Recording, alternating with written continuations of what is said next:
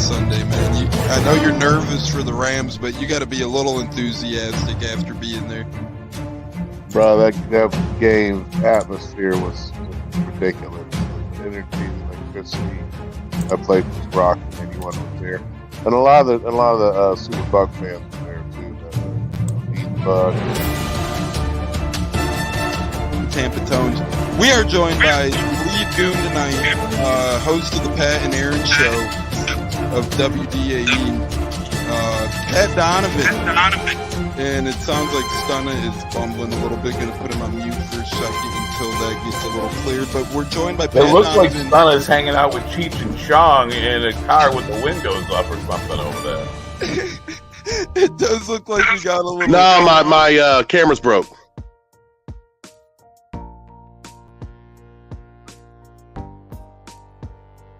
Howdy ho, howdy hey, how the hell are ya? Happy Thursday, Thirsty Thursday to be exact, and we are back on the Buccateers. Not much updates to talk about. Silence on the contractual fronts, but we got a fun Thursday nonetheless. We're here live until the top of the hour tonight, a shorty but a goodie. Nothing more, nothing less on the Buccateers. You're zoomed in on YouTube, Facebook, or so much more. And we got, looks like Stunna and J-Lo in the house. And we're going to be joined by the great Gene from Buck What You Heard podcast as well. As if you guys missed it, he is now a Buccateer. Very excited about that. We're going to bring in brother Stunna to start, the man, the myth, the legend himself. Stunna, how the hell you doing? We're in the midst of the offseason, kind of a dry time right now, but still always a good time to talk some Bucs ball. Stunna? Or is that, all right, it's actually Gene, it looks like, but Gene is out right now. We'll bring in Gene here in a minute. Usually it's Stunna with the little logo like that. He has the same exact Antoine Winfield picture, kind of funny. Kind of ironic there, but we'll let Gene get situated. I heard a robot type sound back there. J-Lo, how you doing, brother? I know you're always ready to roll. How you doing on this fine evening of the Buccateers? Good, brother, good. Worked my 3 in a row, and I got a few days off. I have to go back. Just enjoying my time, man. So you're on weekend mode right now? Pretty much, started my little diet experiment. I'm on day 4, and, getting kind of moody lately. I don't blame you, bro. That shit is not easy. That stuff is tough sledding. Eating healthy or, dieting even a little bit is always tough times. But good luck to you, brother. Hey, and you might as well do it in the off season, right? No game day wings, no game day pizzas, none of that stuff needed. But glad to have you on your weekend pretty much, brother. We're amped to do a couple of things tonight as Buck What You Heard Gene hops out. He was just in, now he's out. We'll hope to get him in here shortly. Again, my apologies. Thought that was Stunna because the logo, but we got Big Gene in and out and about. But J-Lo and Tones here right now, as Kyle Houston says, "What's up, boys? What's up, Kyle? Happy Thursday, brother. Happy to have you." But J-Lo, gonna start off, waste no time, pull no punches before we get into Bucs talk. Do a little bit of Super Bowl chat. Thoughts on the game itself? Thoughts on the outcome? Was it what you thought was it going to happen? Did you expect a different outcome? Thoughts on the Super Bowl from this past Sunday? Anything about it? Commercials, halftime, any of that good stuff? I mean, Patrick Mahomes, can't bet against them. The Niners had the game many times, and they just couldn't close out. Shout out to Andy Reid and the coaching staff for developing a game plan. Gracie, say hello. But anyway, but as far as the Super Bowl goes, I mean, Kansas City won, the back-to-back champs. Gonna go for 3 now, which, whatever. I was hoping the Niners would surprise all of us and pull out the win. Hey, there he is. We got Gene. It looks like Gene, you with us, or you need some more time, brother? Yeah, I'm here. Can you hear me okay? Yes, sir. Everything's great. I love the shirt as well. Mike fucking Evans. That's incredible. Sorry for the little one part of my French there. Oh no, that's all good, man. Yeah. Oh well, yeah, that's right. It's been so bad, man. You'll catch me and I'll just drop a bunch of F-bombs and stuff, and I don't realize, hey, I shouldn't. Those are bad words. I shouldn't be saying them. So I totally get that. And what were your thoughts on the Super Bowl, brother? Were you Uh, expecting that? I was good with the game until I found out that Steve Wilkes got fired. I am so, just as a Bucks fan, or I'm going to put this as a football fan.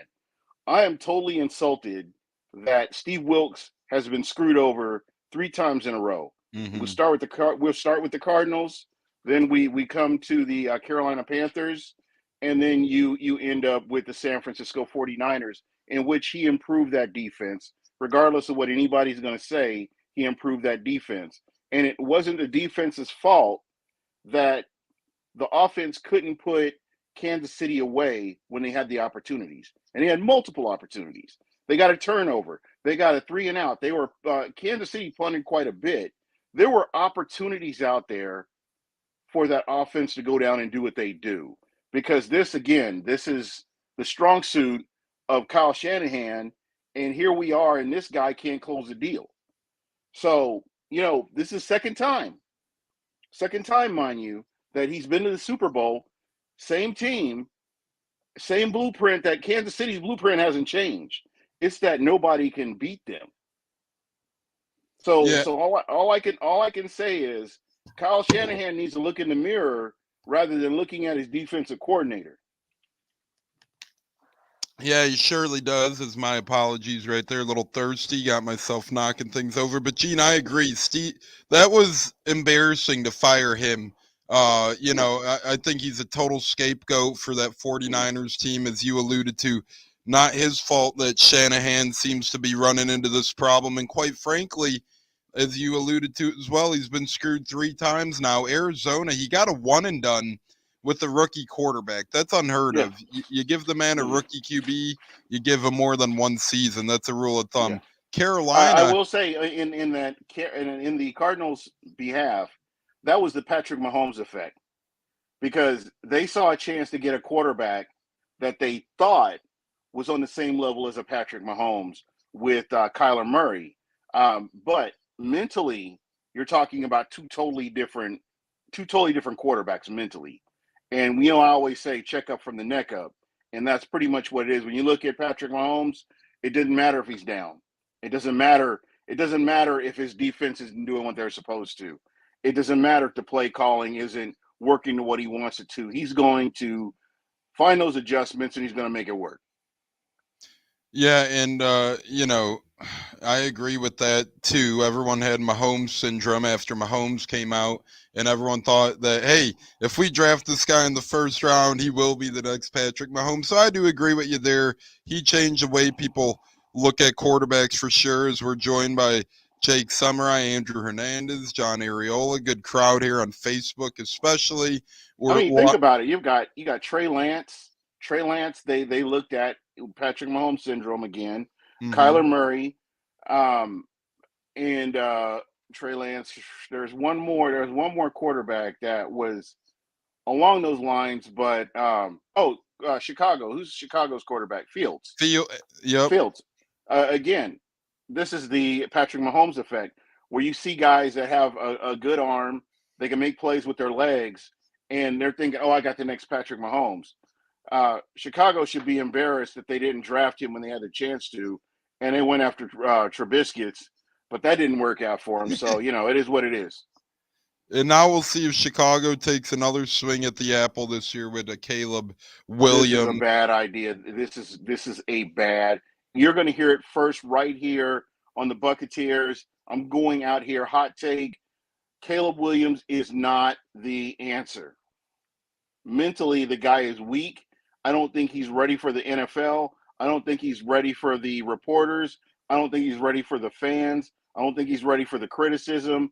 This guy is not the answer, and I'm very scared that they're going to make the same mistake again by taking a Caleb Williams. He's all hype, all ice, no whiskey.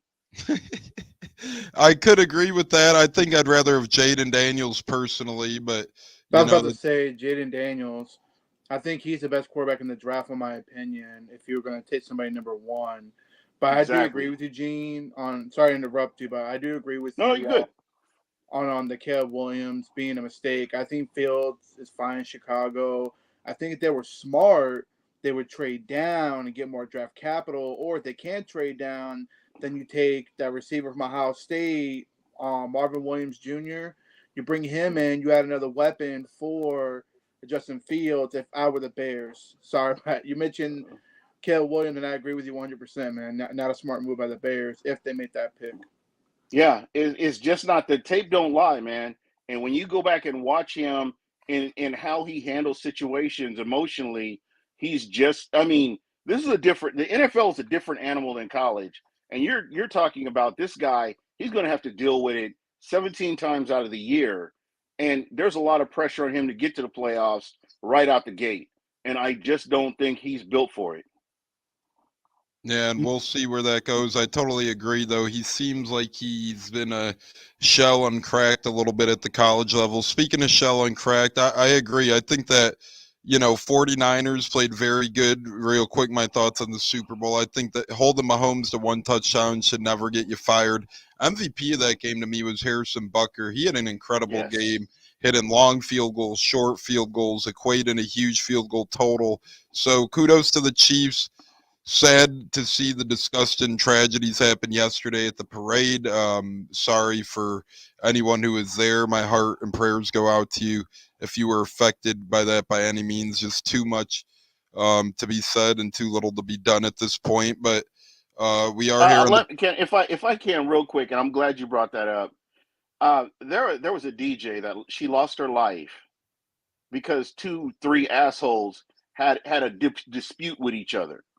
It wasn't anything else. They could have saved that dispute for after the parade. You embarrass your city. You embarrass your team. There are so many repercussions behind that. And these guys that's just being selfish. Save that for later. You just put a black eye on your city after you've won the biggest prize in NFL football, and now you've blemished it with this. And I will still say that boat parades are safer.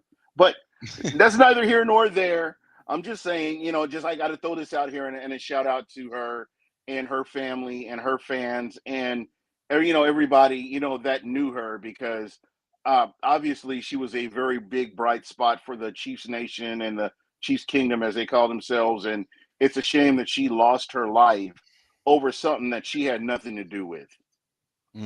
Very much so. Very much so, and very pathetic. J-Lo, any thoughts onto that sad stuff? And hopefully it's not anything we see moving forward here, but sadly it's something we see too often. Just immaturity, man. Pure immaturity. And my prayers go out to that woman who lost her life over something really stupid. I mean, it's just the way the world's come to, man. I mean, people want to use firearms to end lives, which is so wrong. Like Ybor City, that happened earlier this fall, too. I remember 2 cats got into a fight and, scrapped with metal. You hate to see it. Yeah, you do. And it's sad because it shouldn't have to come down to that.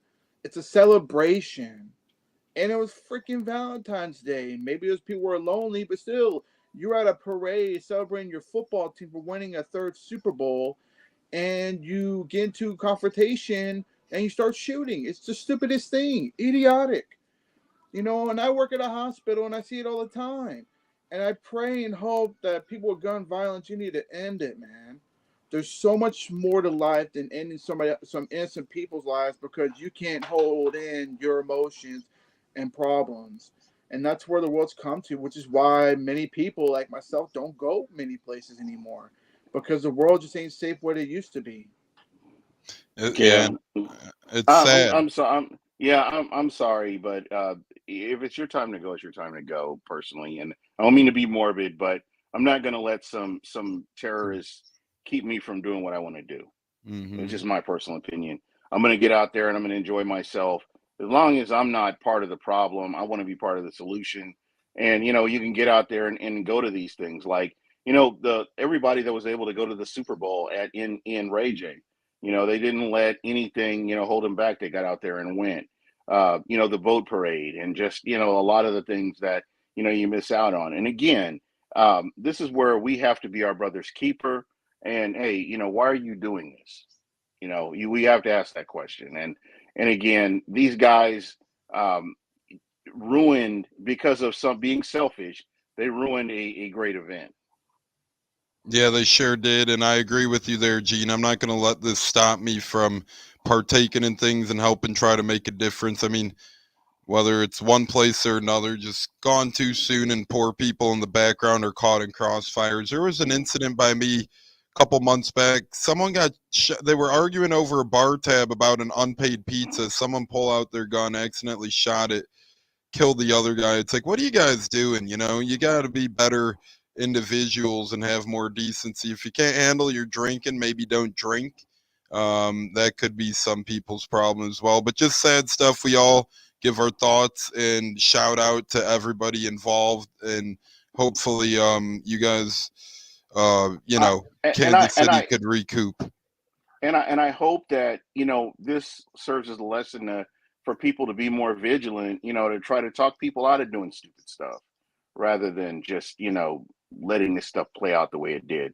Because it didn't have to. It didn't have to go the way it did. To be honest.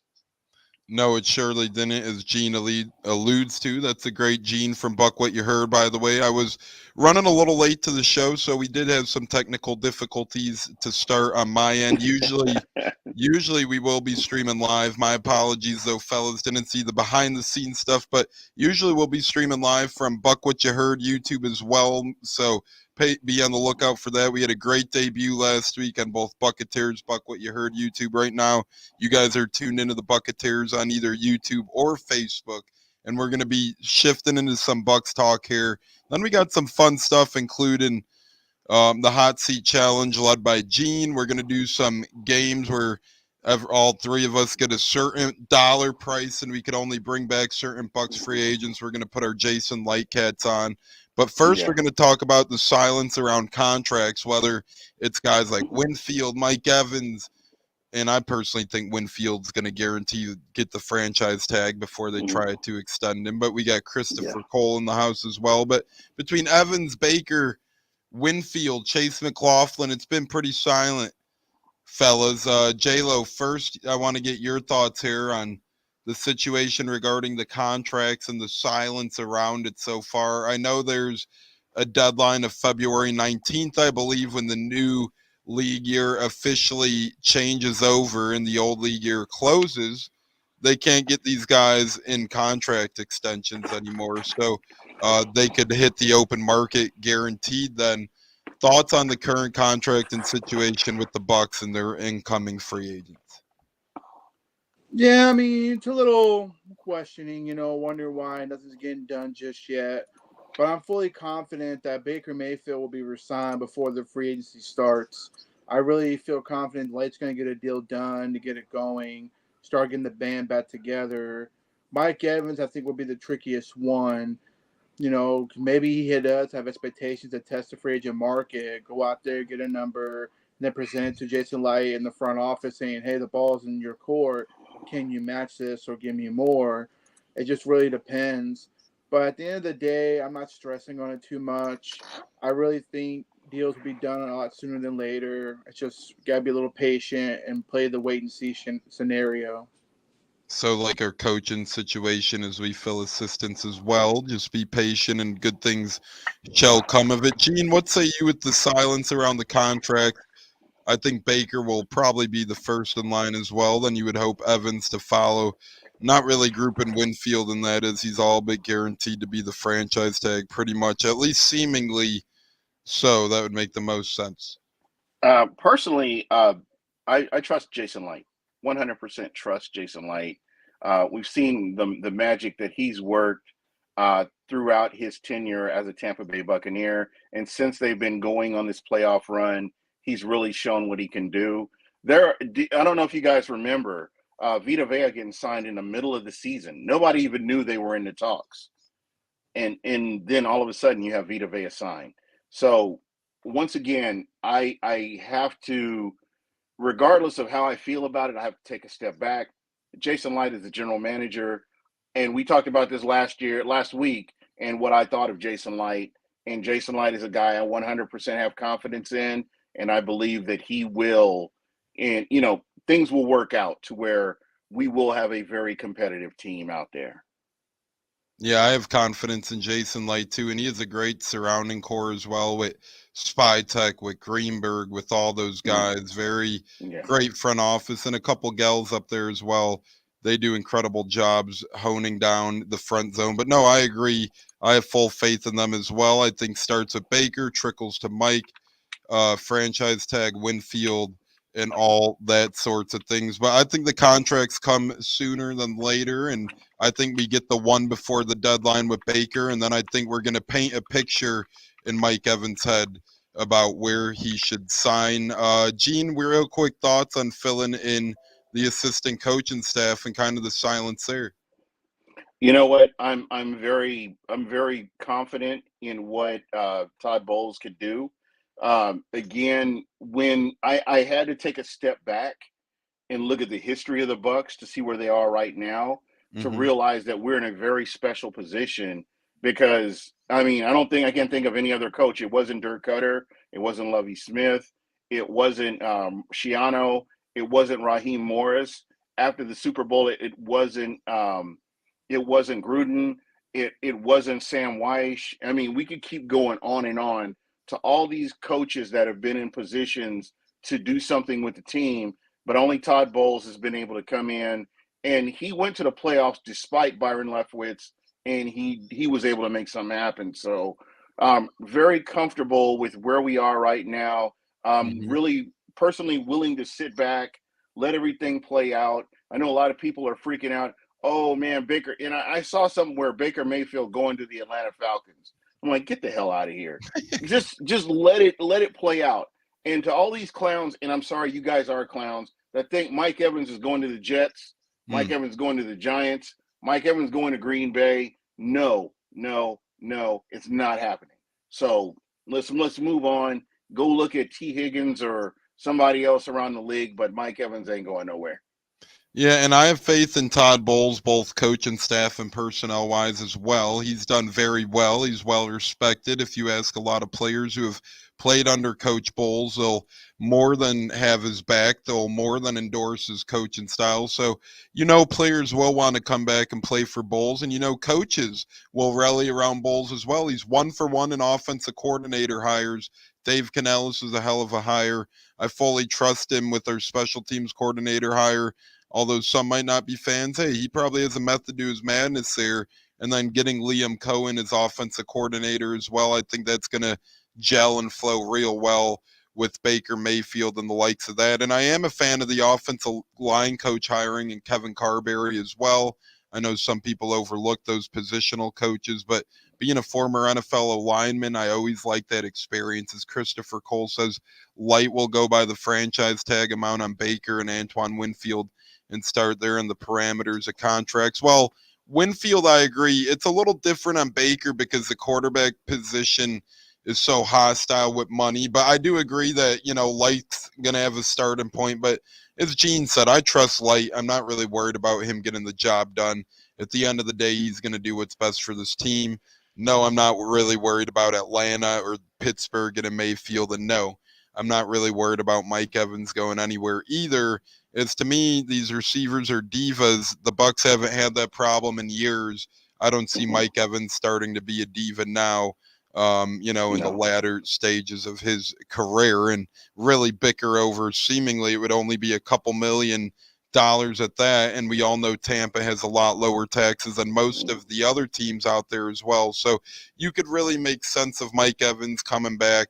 And, the tax is not really, or the dollar price, I should say, not really changing much. I'm excited for this offseason, though. Speaking of excited, Gene, you had a fun sounding idea about the hot seat challenge. What are the parameters of that, my friend? What kind of goes into that? And, you could kind of take the floor now if you want to explain that a little bit. All right, and I'm glad you brought it up because we're going to put you in the hot seat. J-Lo next week, we may do you or whoever else is on air. So basically how this works, you get 10 questions. You got 1 minute to answer each question. And J-Lo, because you are the odd man out, I don't know if you have a timer, but I'm going to let you handle the time, if that's okay with you. Roger. I like All being right. on the hot seat. So how this works? There's no wrong answer. Just keep this in mind. This is how people lose, is because they have to justify their answer.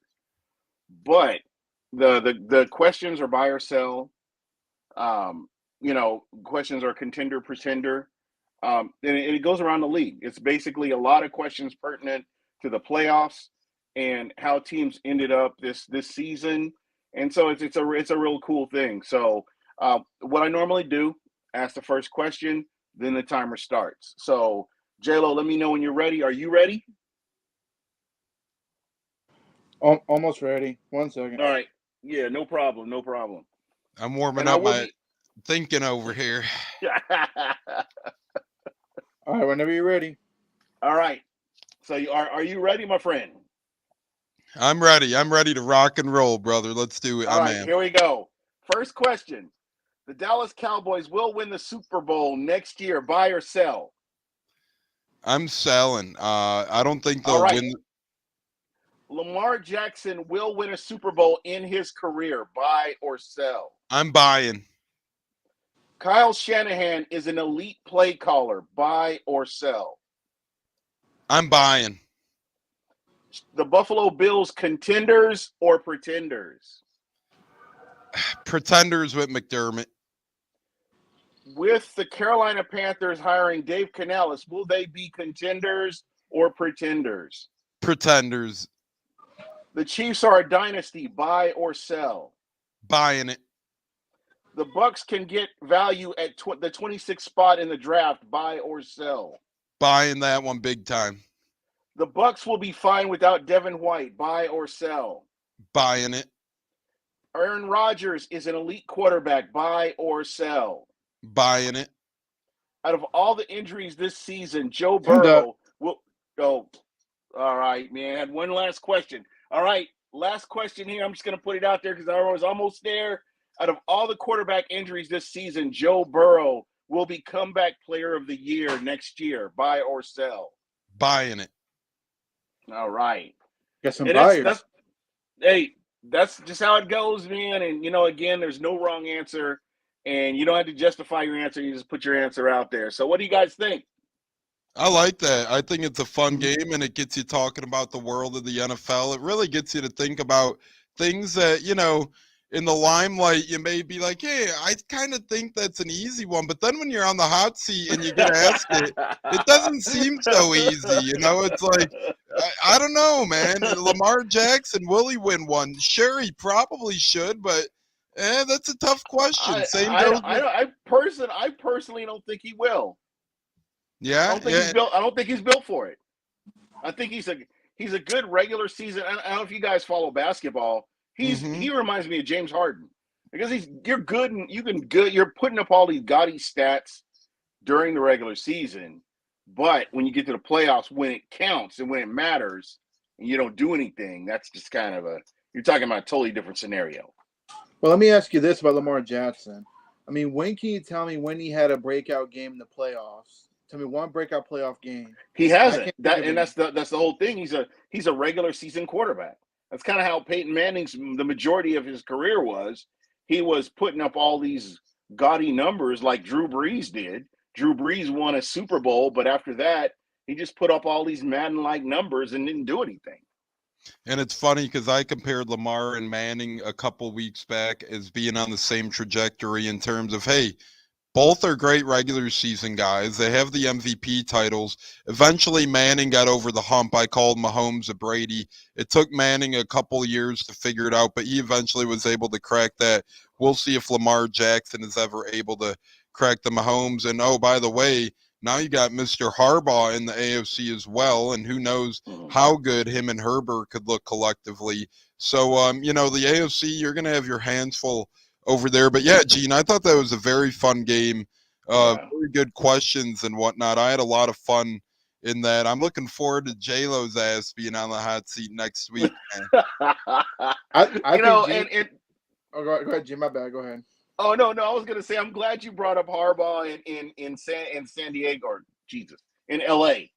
I keep San Diego in the brain, but I really believe this is a great opportunity. They've got some decent wide receivers in San Diego.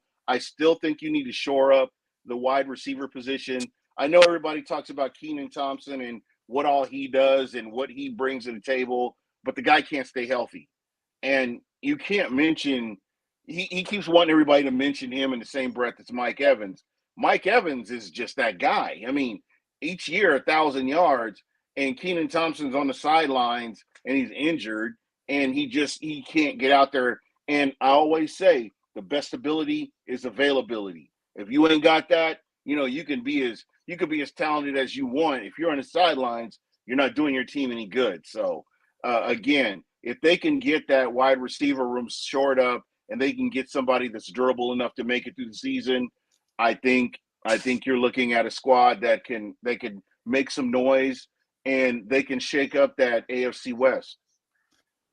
I agree with that. As Christopher Cole says, CJ Stroud too. Yeah, he's been incredible in one season only in the AFC South with D'Amico Ryans. That could be a very forceful pair down the road. You get Anthony Richardson back this year. Could him and Shane Steichen possibly be brewing something up together? And Trevor Lawrence, he surely should at least rebound a little bit with Doug Peterson. AFC, you put the gloves on. NFC, the door's kind of wide open, especially after seeing San Fran kind of implode. I mean, you're firing Wilkes, the defensive coordinator, who has nothing to do with why you lost. You're really Brock Purdy. There's more question marks than answers with him now after losing a type of game like that. Do you even have a kicker? Jake Moody showed signs of vulnerability. You wasted a draft pick on him. It's, these tall tales. I don't know. I like Purdy. I would be if I'm a Niners fan, I'm comfortable with Purdy. You have to be comfortable with him because you got Sam Darnold, Mr. I See Ghosts, and you've gotten rid of Trey Lance, and this has to be your guy. You hitched your wagons to this guy. I don't think that the head coach did him any favors in that third quarter. I think when they abandoned the run, that hurt them a lot, and that was something that could have opened up the playbook. Is one of those times where the run opens up the pass and instead of vice versa, and that's something you have to kind of consider as well. So again, there's so many question marks. The Eagles are done. Jalen Hurts has been exposed. I just don't see Jalen Hurts recovering from this. That defense is not what it used to be. Once your offensive coordinator was the offensive coordinator that went away, right? Mm-hmm. Yeah. Once offensive coordinator left, this team did not look the same as they did going up against Kansas City. And these windows open and close like nobody's business. I mean, you never know what you can see next year. You may see something totally different. And again, I mean, when you have the backing of the NFL, as the Kansas City Chiefs do, there's no telling what you can accomplish just having that just in itself. Real quick, yes or no answer. Gene, will Travis Kelce and Taylor Swift be dating by opening kickoff next football season? I think they will. And again, I'm one of those guys, live and let live. It doesn't bother me seeing celebs, as part of the NFL universe, I guess you would call it, like the Marvel universe or whatever, the NFL universe. I'm good with it. It draws more eyes to it, and I'm good with it. It doesn't bother me because I know the majority of the game will be focused on the game. So I don't, one way or the other, I'm happy. I believe live and let live. Let them do their thing. And it's kind of nice not hearing about Brittany and Jackson Mahomes too. Oh yeah, Jerks and Mahomes. That was, and I think this has exposed a lot of stuff. And I don't know if you've seen the videos, and again, this turns into storylines now, where Jackson got excluded from sitting at Brittany's, her table, I guess, her VIP, and she just brushed him off, and again, that's Patrick Mahomes. You can't dislike the guy, but you can dislike his family. I mean, it's just the way it is. I couldn't agree with you more. It's the truest statement of the night so far, I think. J-Lo, I'm going to chop it up to you at this because we're doing our little TMZ bit now before we get to our next game on the docket. It's a Thursday night on the Buccateers. You're joining Gene, J-Lo, and Tampa Tones here. The great Gene from Buck What You Heard. Again, sorry for little technical difficulties, but we're rocking and rolling now, and we're in the midst of this thing, and it's a lot of fun. If you're watching on YouTube, please hit the subscribe button, the like button, turn the notification bell on. We do appreciate it, and in the future, you'll be able to catch us on Buccateers YouTube, Buck What You Heard YouTube, Facebook, on Bucks Life News, the replay on YouTube, Apple, Spotify, so much more. J-Lo, heavy hitting question here. Since your name's J-Lo as well, you know, you got a celebrity counterpart. Do you believe that there will be another celebrity NFL power couple by the time opening kickoff hits next year? Do you think someone looks around? I heard Julian Edelman's dating someone famous now. I know he's past his prime. He's out of the league. But, you think someone looks around and swipes up a Lady Gaga or a Kardashian trying to replicate what we just saw with Taylor Swift and Travis Kelce? It's up in the air. It really depends. As far as Team Z goes, I know it's kind of defending the question a little bit. I like how they did my boy Vita Vea saying he's dating whatever her name is, Kendall Jenner, whatever her name is, trying to put that out there, and he's a married man with a baby. That was one. I think some kid tweeted that on Twitter. Yeah. I thought that wasn't cool. You know what I mean? Because they try to represent Team Z in that, and I was like, that ain't right. But anyway. No, I mean it's just one of those little parody accounts. Those people. It's kind of wild. And there we go. Pop says he's watching. He says OBJ dating Kim Kardashian now. So here we go, fellas. We're gonna start building it up. OBJ and Kim K. Well, Kim K is like, what is she, 49 or 50 or something like that? I mean, she's like old news. She's not Kanye's leftovers. Yeah, exactly. She's not popping like. I mean, that was a beauty of seeing Taylor Swift. A lot of people don't like her, and I hate that they bring politics. Sports should be able to exclude all politics. I don't care what side of the aisle you're on. You should be able to talk about sports, rep your team, and have fun with it. And that's what it should be. And that's what I like about Taylor Swift. I wasn't always a Taylor Swift person, but I see the people that are pissed off at her, enjoying herself. I saw somebody that was up there doing shots during the Super Bowl, celebrating, jumping around, dancing, and laughing. That's what you go to a football game for. Mm-hmm. And that's what I appreciated, and I appreciated her for being able to do that. And what's fun, Gene, as you're alluding to it, that's what's fun about any sport, right? Whether it's hockey, UFC, even wrestling, but football under the biggest scope of it all.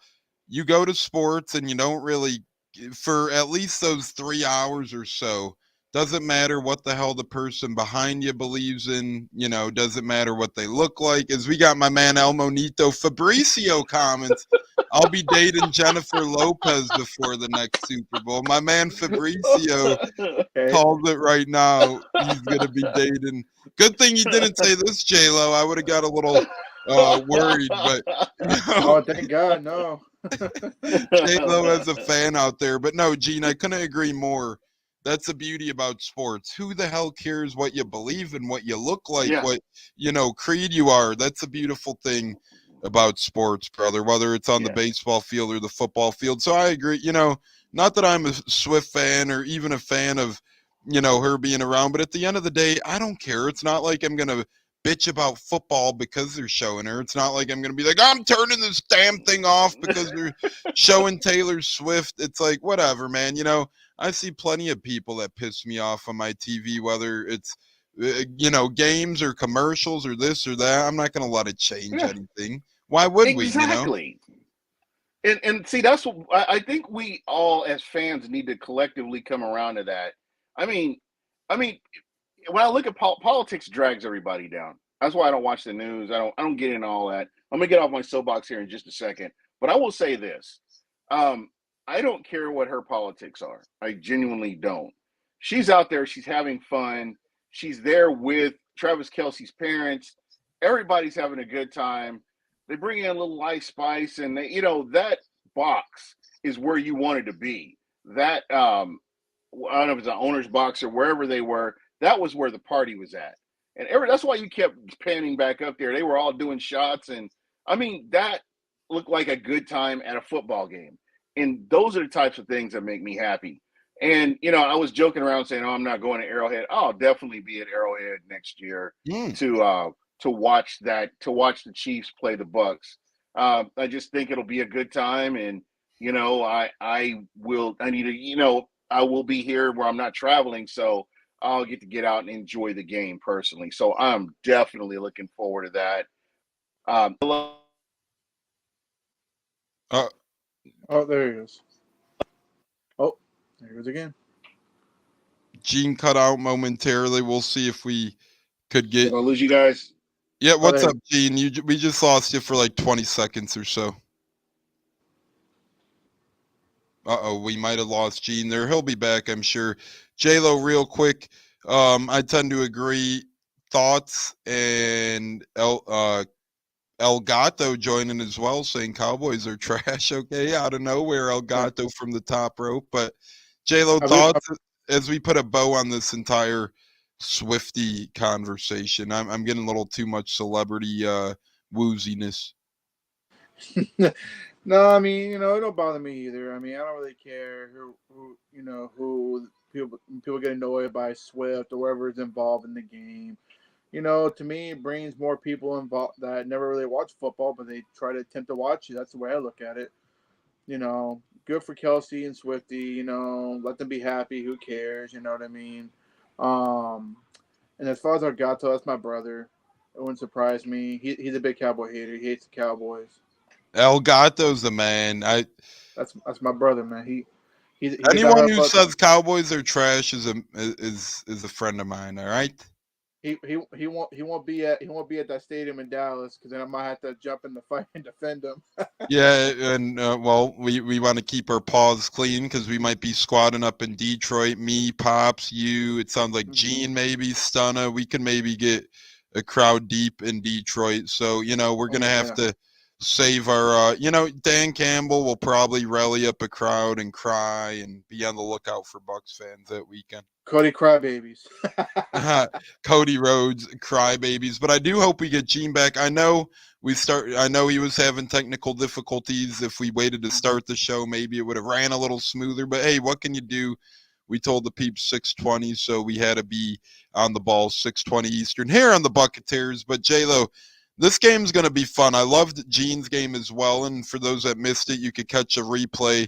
I was put on the hot seat tonight in Gene's hot seat challenge. Ask you as many questions as you can in a minute. You answer buy or sell. Here, we have a little bit of another fun game, J-Lo, as this Thursday doesn't have a lot of news, but we're still going to have fun, spice it up a bit.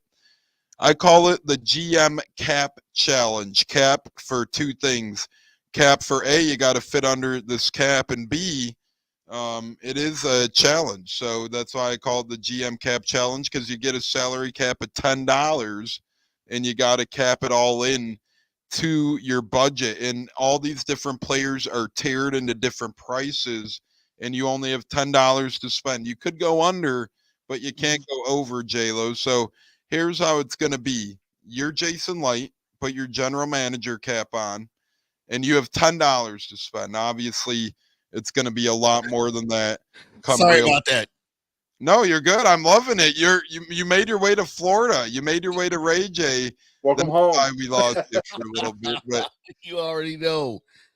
That's incredible as we get Gene in the house back. So, Gene, I was telling J-Lo a little bit. We're going to try out this other game, GM Cap Challenge, we're going to call it.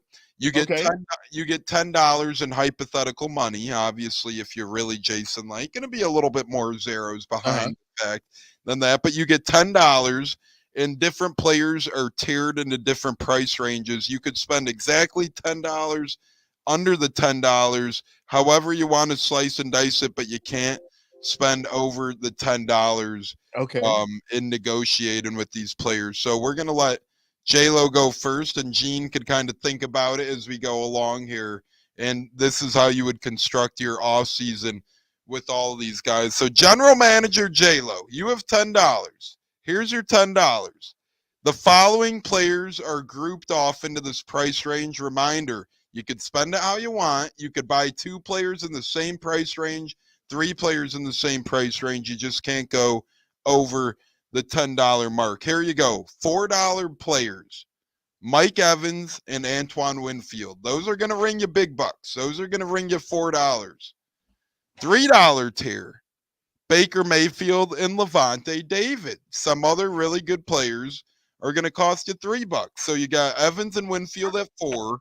You got Mayfield and Levante David at 3. You got Chase McLaughlin and Devin White at $2. So, guys with potential, especially McLaughlin, very good kicker for us this past year. Devin White, he takes a pay cut at $2. He hasn't really proven himself the past couple of years. And then at $1, you have veteran William Golston, veteran Pat O'Connor, and veteran backup running back Chase Edmonds as well. Obviously, some free agents didn't make the cut.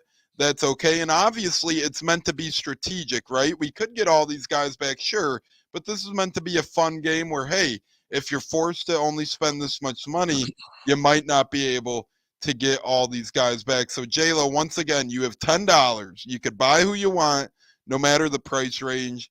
Mike Evans is 4. Antoine Winfield is 4. Baker Mayfield is 3. Levante David is 3. Chase McLaughlin is 2. Devin White is 2. Will Golston, Pat O'Connor, Chase Edmonds, they're all $1, J-Lo. How are you spending your $10, General Manager J-Lo? Oh, man. You really give me a tough one here, man. I really had to just make some tough decisions. That's the point of it, right? A little bit of a fun thinking activity. Obviously, I got to go with Evans, so it's $4. There's no way I'm leaving Evans out. And, of course, Baker is our quarterback of the future, so it's Baker, so it's 7 right there, so I got 3 to spend. And then I guess I'll go 2 for Chase McLaughlin, and then $1 for William Golston. So, of course, the tough task was I had to let Winfield walk, which it's, I love Mike, man. He's my guy. I just cannot let him walk out the building. And Baker is our quarterback, and the number one, to me, the number one important play on the team is the quarterback to get the team going. No disrespect to the defense. The defense does win championships, but the quarterback is the leader of the room, and that's why I had to go with Baker with the $3. And then I figured Chase McLaughlin, the kicker, because there's no way I can squeeze Winfield Jr. in there with the $4. So I might as well go and get my kicker and bring back Big Will for one more year. It's so tough, but that's the fun of it, right? And I got this game from, there's a couple online things that kind of do the same thing, a little bit different, but I'm like, hey, these are always challenging, a little bit of brain teasers. Mr. Gene, I'm sure your roster may look a little different. Maybe it's the same, who knows? But General Manager Gene, you have $10. And once again, the rundown, Mike Evans is $4. Antoine Winfield Jr. is $4. Baker Mayfield, $3. Levante David, $3. Chase McLaughlin, $2.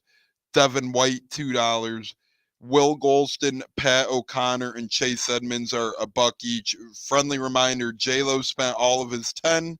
He got Mike Evans, Baker Mayfield, Chase McLaughlin, and Will Golston. Pretty good bunch for the $10 there. Gene, do you see it the same way, or are you spending your money differently? Man, and I can't franchise anybody, huh? Nope, not in this section. All right. I'm gonna be realistic here. Antoine Winfield Jr., your defense doesn't roll without him. I'm sorry. Defense wins championships. I love Mike Evans. I would be torn to pieces if I had to make this choice. Which is why, because this is hypothetical, I would go with Antoine Winfield Jr., Baker Mayfield, Chase McLaughlin, and Will Golston would be my choices. He is spot on. It just your $4 pick. I think with the new offensive coordinator, and based on everything I've seen, with the Rams and how the Rams have bounced back, I just think their cupboard was bare this year for the Rams with injuries and stuff, is why the Rams didn't make a push sooner than what they did. But once they got everything going, I mean, it was just spot on. I think when you've got a Baker Mayfield, you've got an offensive coordinator that plays to your strengths, and you can scheme players open. You can scheme your offense to where you get the most out of everybody. Um, I love Mike Evans again. If I was told, you got to make that choice, it would be really hard for me. But I'm looking at my defense, and you can score 50 points, but if your defense ain't holding nobody or getting them off the field, like we saw in the Super Bowl, it doesn't matter. So, defense wins championships, and I think you got to have some of that. And again, if you'll notice, I went trenches. I didn't go with the Will Golston pick, rather than looking at a Devin White. I love Devin White. Unfortunately, Devin White has been inconsistent his whole career in Tampa. We've seen plays where there's just been legendary plays that he's made. But then you turn around and you're looking a couple days down the road, and he's going rogue. He's playing out of position. He's not taking care of his job. He's just doing what he feels like he has to do. And again, it's just never been consistent with him. And I always wait for the other shoe to drop. It's like Jameis Winston when Jameis Winston was here. Jameis Winston had games where he was incredible, and you're like, man, this is our guy. And then he can't consistently maintain that. You saw that the last year of his career here. He was 30 for 30, and that's crazy. It should never get to that extreme. So again, I think there's no wrong answer with Mike Evans or Antoine Winfield Jr. That just happened to be what I've, based on how both of these players have played. And I have such a short period of time to choose. I did go with Antoine Winfield Jr.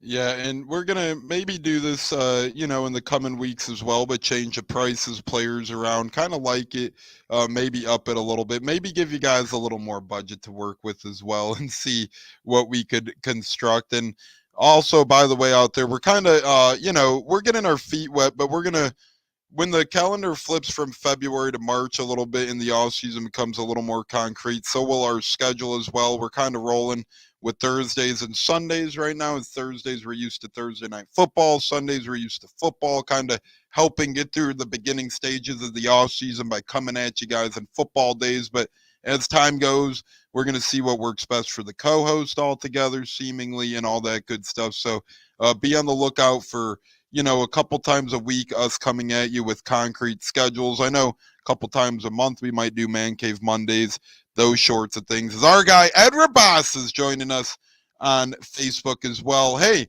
I'm going to be a jackass here since it's hypothetical, and I'm going to say in my budget, give me Evans and Winfield. That's 8 of my dollars spent. So I really can't get Baker at that point. But you know what? Fuck it. I'm a roll with Trask, baby. Woo, he's free. So give me Evans. Give me Evans and Winfield. And at the same time, give me Chase McLaughlin as well. That's how I'm going to spend my $10. I get my bookend on offense, Mike Evans, a guy who's been through a lot of QB changes. He went through Josh McCown's, Mike Lennon's of the world, and all that stuff. That, what I think what Alexander is saying here is correct, man. That's a bold statement right there. But if you look at Mike Evans' career, since he was in college, he's made every quarterback he's ever been with look good. All of them, from Johnny Football to Mike Glennon to McCown to Jameis to just everybody that's been on the field with this guy, he's made them look good. So I really, Tom Brady, I haven't seen Tom Brady look this good since Randy Moss was on the field with him. So again, I'm not comparing Mike Evans with Randy Moss, so don't come at me with that. I'm just saying he hasn't looked that good since. But I will say this, man, that would make sense. Trask has a nice little deep ball. I really was disappointed that Trask did not get the opportunity to play that last game of the season. He was healthy. He's got a nice deep ball. Carolina's on the ropes, and it could have worked out. So again, I don't know. I don't understand why he's not getting a chance. But again, I'm not a coach. I'm not a general manager. So it just remains to be seen. I just kind of have to be patient and step back and watch how everything rolls. Yeah, Well, and if you, real my quick, bad, Tone. J-Lo, Go ahead. remember your thought. I'm just going to explain if Ed or Olive missed it real quick. We had $10 hypothetically, and we had to put a roster together. So as much as you'd love to have Evans, Winfield, and Baker back, we purposely made it so you couldn't bring all three back for strategic purposes. J-Lo, what were your thoughts, my friend? No, about the Kyle Trask.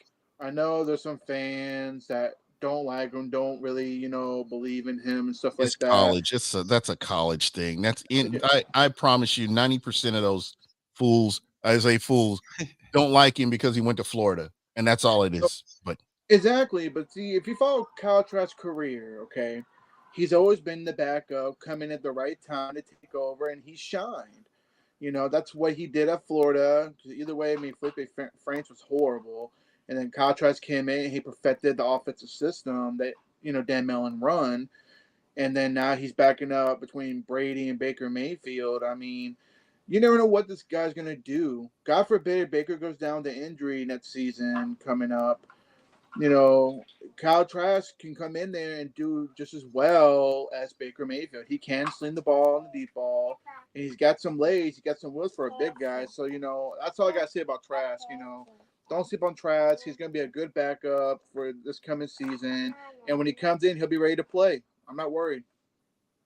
Yeah, I'm not worried either, but that would just be my thing. And then, hey, go from there, start Trask, maybe sign. After Baker Mayfield took 4 million as well, that 4 million is going to slither up a little bit for even lesser quarterbacks as the future rolls.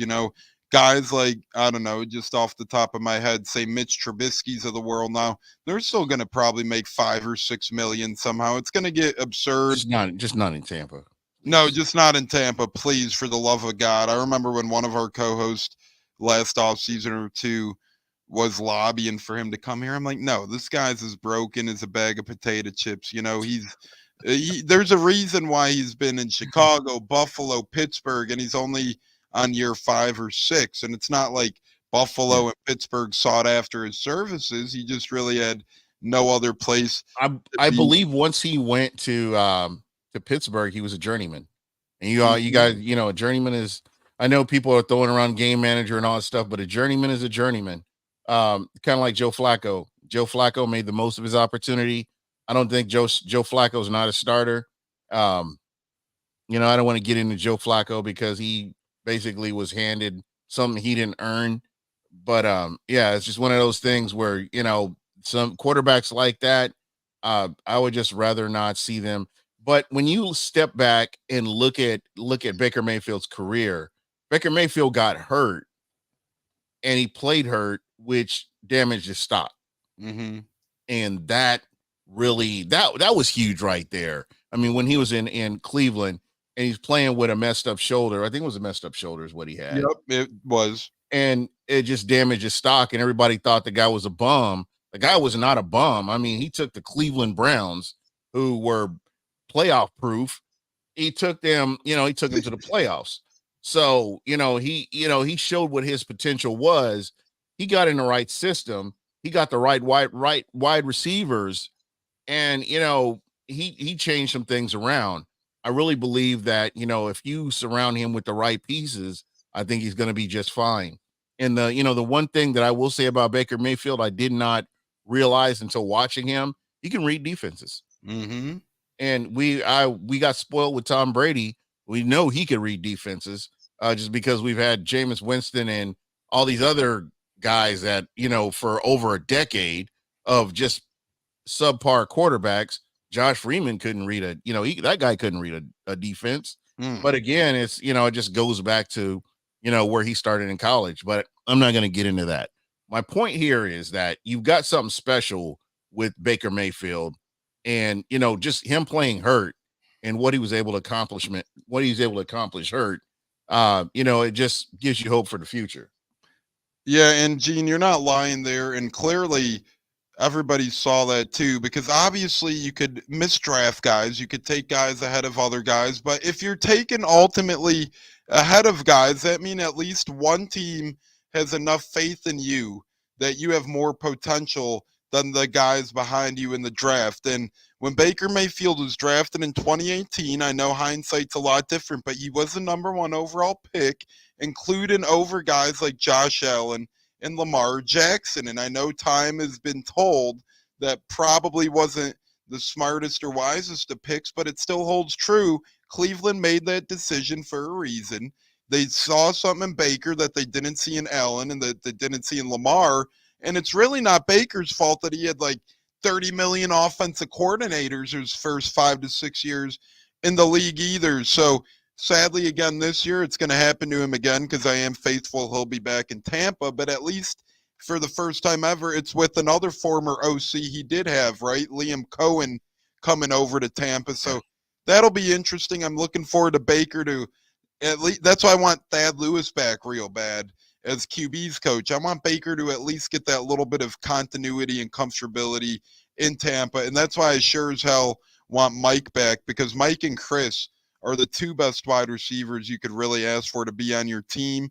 They're really great players. They're silent mouses. They don't make noise in terms of causing problems off the field and all of that good stuff. So really give us the same offense and add a little bit of youth and veteranship here and there during the offseason in spots that need it. I think the Bucs could really go farther next year, guys. I know a lot of people are Todd Bowles haters, Jason Light haters, all that sort of thing. I do not understand that. And I'm going to be honest. I apologize again. This is part of the Todd Bowles Baker Mayfield apology tour. I do apologize to both of them because I said some things I shouldn't have, and I was wrong. And I'm willing to admit I was wrong. As a matter of fact, I'm happy I was wrong.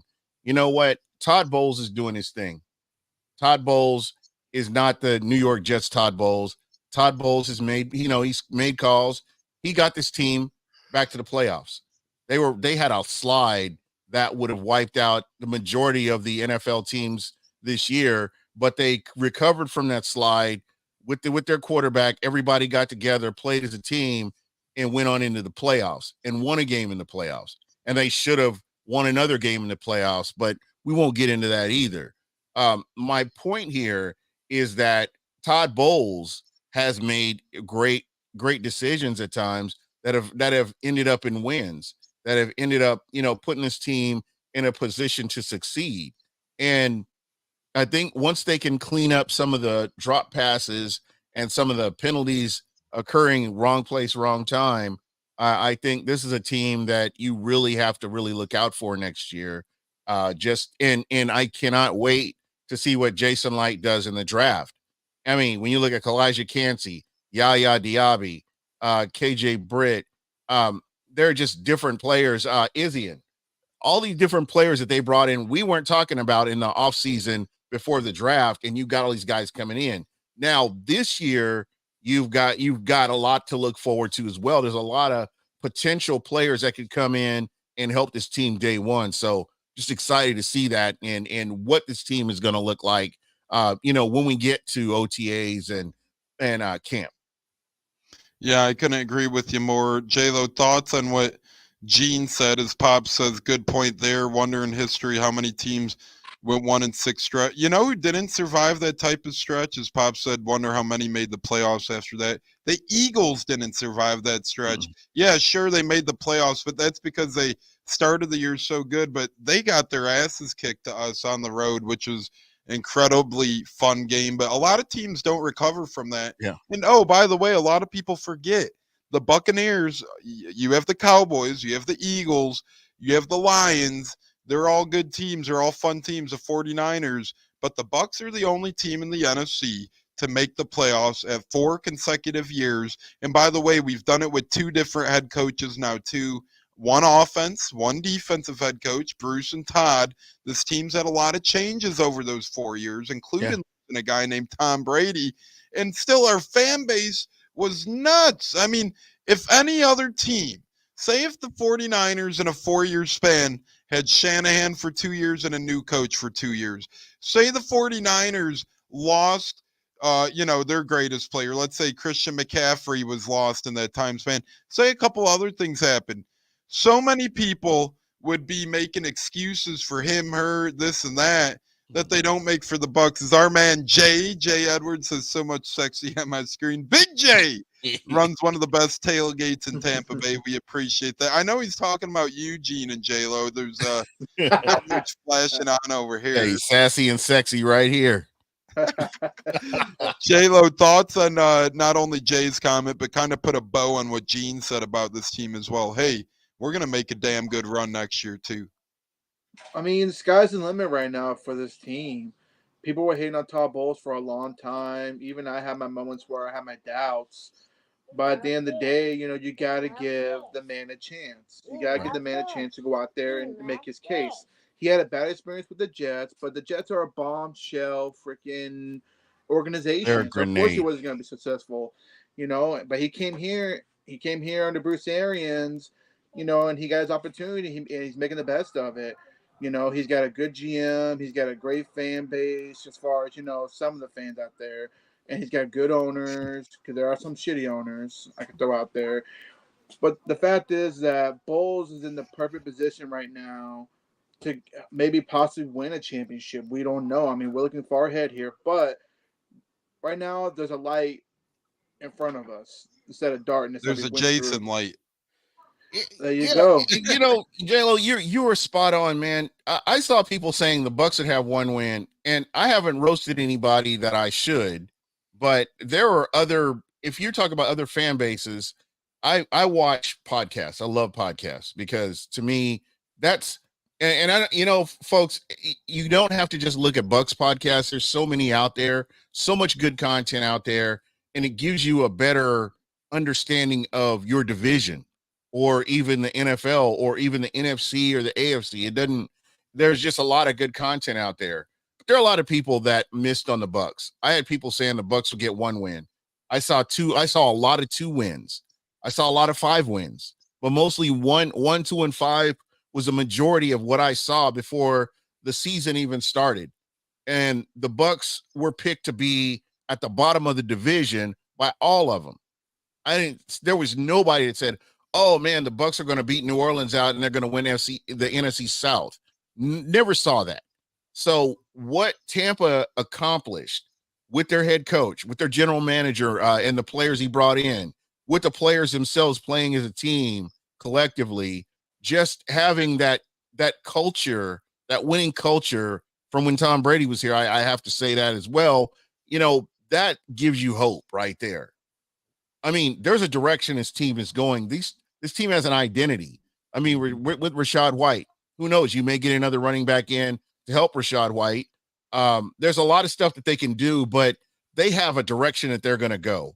They brought in an offensive coordinator that's going to help them with the direction they're going to go on offense. And I really believe this is a great time to be a Bucs fan. We may have lost Tom Brady, but you have a capable quarterback. You have really nice pieces here. Everybody's going to be coming back 100% healthy. And, that's what you got to hope for. And you got to hope that, Jason Light comes in and does his thing with free agency like he has, the past 3 years. And you got to hope that he does the same thing with the draft. And I really believe this will be a highly competitive team and nobody will be looking past the Buccaneers in 2024. I can promise you that. That was music to my ears, and I agree with multiple points, and that's why you back the Brinks truck up for guys like Bruce Arians, Tom Brady, and Ndamukong Suh and Gronk. To Gene's point, these are franchise-changing players forever. That means you could spend a little less money in seasons like last season and still have a desire of players wanting to come for cheap, still build a winning culture. That's what those 4 guys do, Arians, Suh, Brady, Gronk. So incredible stuff there, and I do think that 2024, the Bucs are going to be on a mission. Jason Light has done incredible in free agency, balling on a budget, and his undrafted free agents have been incredible as well. I think that's really gone over the radar is how good he is at signing UDFAs, not only drafting some guys of late, but signing UDFAs as well. And the Bucs are in a really good position at 26 overall. You could trade up, you could trade back, you could stay put. There's multiple things you could do, and I'm really intrigued at what the Bucs do this offseason. And I think Jason Light, Mike Greenberg, John Spytek and company are going to be doing a hell of a job. Before we get to our final words, any last things you want to talk about here in the Buccateers on this beautiful Thursday, Gene? Again, I want to say thank you guys. This has been fun to, bounce stuff off of guys. And, we're all Bucs fans. We're not talking about NFL insiders or we know more than anybody else. We are passionate fans about the team we love. And it's great to have people in the chat that are just being able to give their opinion and not getting vilified for it. And to everybody in the chat, thank you, whether it's Facebook, YouTube, or wherever you're watching the show from. Thank you so much. And you're always welcome on here. And we'll make sure that your voices get heard, because without you guys, this show doesn't roll. So thank you guys. And thank you. This has just been fun, man. And this is kind of what I envision, being part of this would be, where we could just kind of, hold these conversations and stuff. And, nobody's talking all outlandish. Well, you got to fire the coach or you got to fire the general manager. We're waiting to see how this all plays out. People understand that we're in a very special place to have a general manager and a head coach that work together, and you can get pieces that they can utilize on the field. It's very rare, especially if you know Bucs history. This is very rare. So again, we're in a very good place. This is a great time to be a Bucs fan, or actually a Tampa fan, period. I mean, I've heard people talking about the Rays, the Lightning talking about going to the playoffs.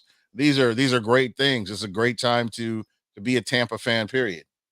Yeah, Gene, and I agree. And earlier this episode, you've rattled off previous head coaches, and it's like, really, everyone that complains about Todd Bowles or Jason Light or Bruce Arians appointing Todd Bowles, we dealt with Shiano, Raheem Morris, Lovie Smith, Dirk Cutter, post Super Bowl Gruden. When just a lot of bad times here in Tampa over the past 15, 20 years or so. So really enjoy this, man. And I'm a firm believer in this is the shape and direction and culture that the franchise is going to take as well. And Gene, couldn't agree more with you. A lot of people are like, oh, why don't you talk about this or that more on your podcast? Well, that's what we have guys like JC Allen on for, and all those insiders. When they come on our show, they're surely going to give all their inside information. They're going to spill their guts.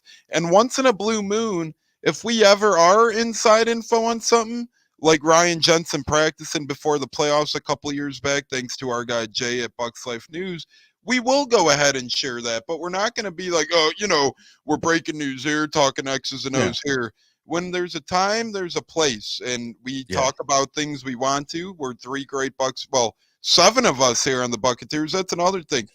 Some people go, oh, you got 7. I go, the more the merrier. And we're not like Saints Row here, where it's like, oh, you got to be on every show. Come when you can.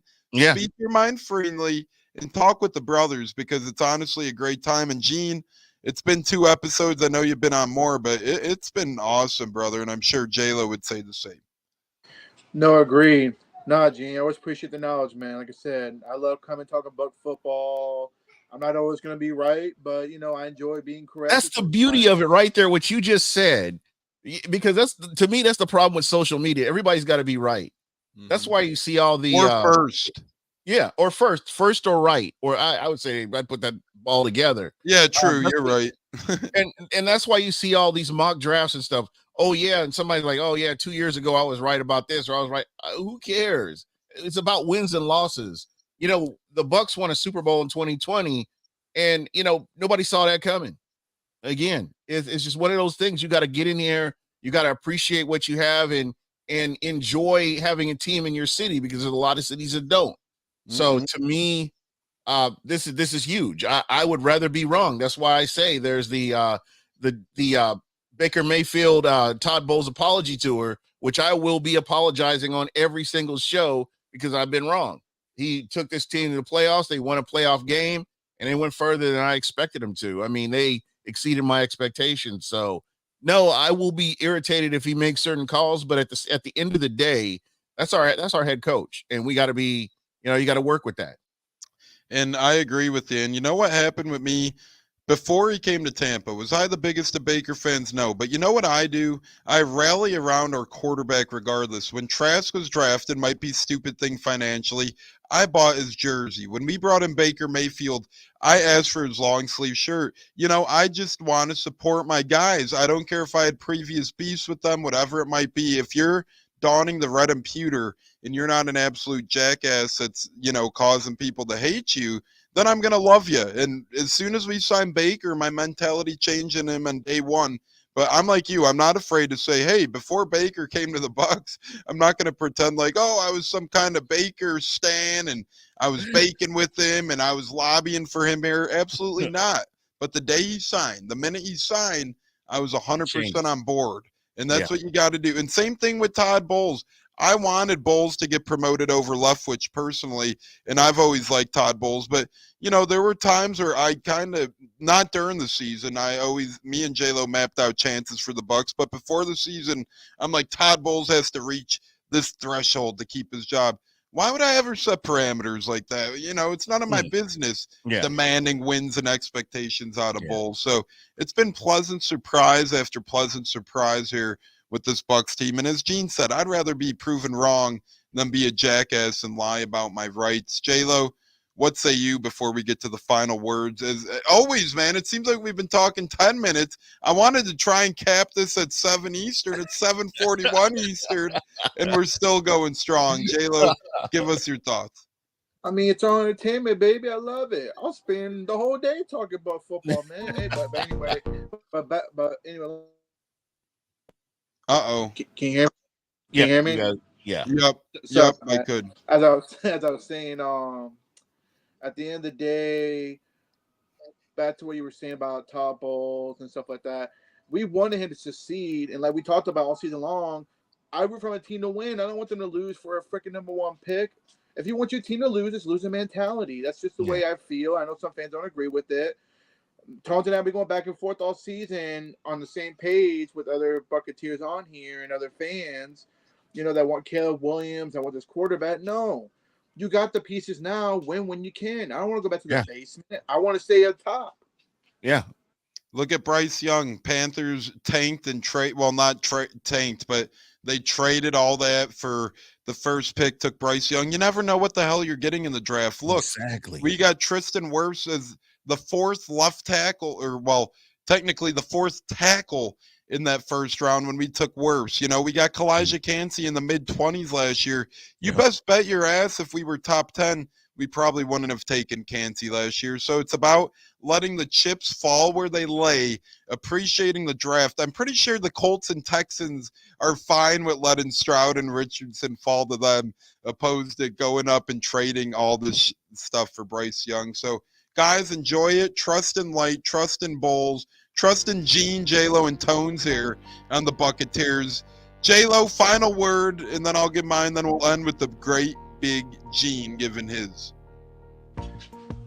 Now it's on the hockey playoff season. Go Bolts. It's time to keep my mind occupied until football season. Gonna enjoy many more episodes doing with y'all two fellas and everybody else that wants to join in, the Buccateers. And hey, I mean, sky's the limit right now. Right now, we're the top dogs in the division. We're not the bottom of the basement like Cam Jordan said. Little mouthy boy, want to go pick on certain injured players. Exactly. But anyway, I'm just excited to be a Bucs fan. This is going to be, like I said, hopefully the next 2 to 5 years we'll have some winning seasons as far as division. I mean, Super Bowls come first. I want to win Super Bowls, but at the same time, it's a work in progress, and I think we're heading the right direction. Got to build the foundation, and that's exactly what we've been doing since we hired Bruce Arians in 2019, and we're building it here on the Buccateers. Great friends, great conversations, great Bucs fans coming together and talking the thing we love most, Bucs football. And as Gene, myself, J-Lo allude to, never be afraid to leave a comment in the chat. No such thing as a dumb comment unless it's anti-Bucs or it's hate, something like that, which we've gotten a couple of, and we just get those guys out of here. So never a bad thing in the comments. Come join us. Come hang out with us. And come hang with us Sunday, noon Eastern or 1 Eastern, time to be determined. But we will have our new intro come Sunday. Finishing touches are adding up right now. So new stuff to come Sunday, little new digitals.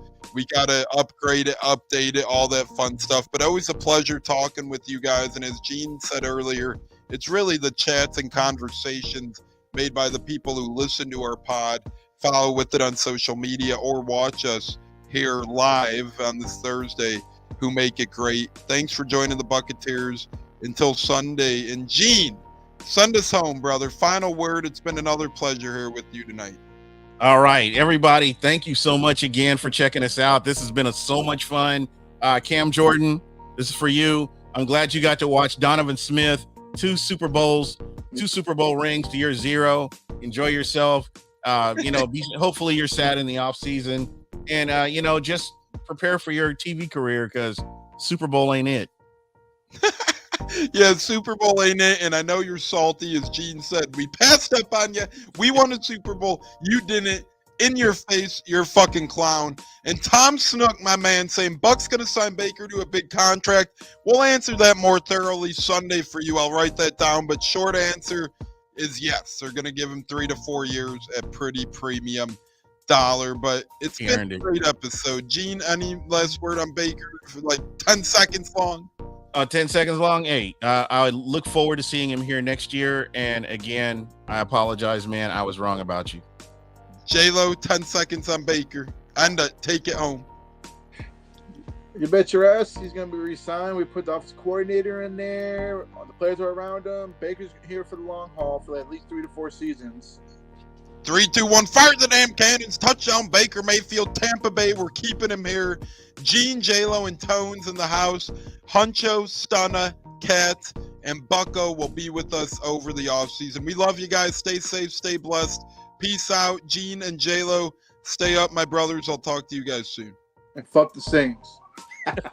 Fuck the Panthers, too. And fuck the Atlanta Falcons, too. I'm about to say, I'm waiting for Gene to come with the Falcons, baby. You already know. F them all. F the South besides the Bucks. The best of the rest. Let's go.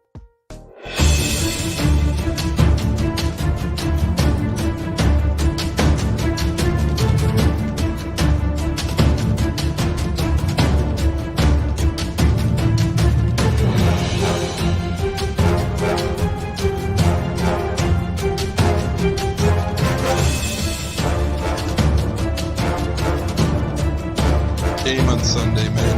I know you're nervous for the Rams, but you got to be a little enthusiastic after being there. Bro, that game atmosphere was ridiculous. The energy, the electricity.